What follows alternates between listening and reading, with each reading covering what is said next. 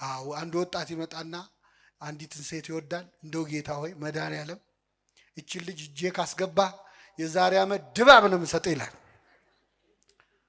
ተስሎ ሄዶ ሳምንት ሳይሞላ ይመጣና ጌታ ሆይ እቺኛዋን ተዋትና እንዴ ማመልከቻ እንኳን እኮ ሽርዝ ድልስ ሲበዛው ሪጀክት ይደረጋል አይደል? እንኳን ጸሎት ማለት አቋም የለንም። ዛሬ የምንፈልገው ሌላ፣ ነገ የምንፈልገው ሌላ፣ ዝብርቅርቅ ያለ ጸሎት ነው የምንጸልየው። ግን ይሰማናል እግዚአብሔር። አይገርም? ጸሎቴን ያልከለከለ በሉ እስኪ እግዚአብሔር ይመስገን። ምን መሰላችሁ? ልትጸልዩ ስትመጡ ዝም በል ይላል እግዚአብሔር። ስንት ነገር ስታወራ ከቤት እዚህ እስክትደርስ እያማሽ መጥተህ ተሳድበ ክፉ ተናግረ መጥተህ አማትበ ልትጸልይ ስትል በል ዝም በል በዚህ አፍማ እንዳጠራኝ ይላል።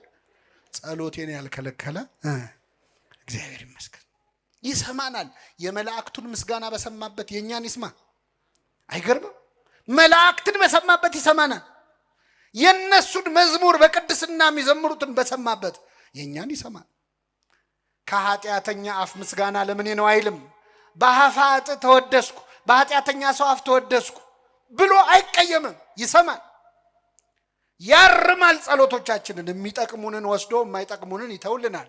የለመነውን ሁሉ ስላልሰማን ስሙ የተመሰገነ ይሁን። የለመነውን ሁሉ ቢሰጠን ገደል እንገባ ነበር።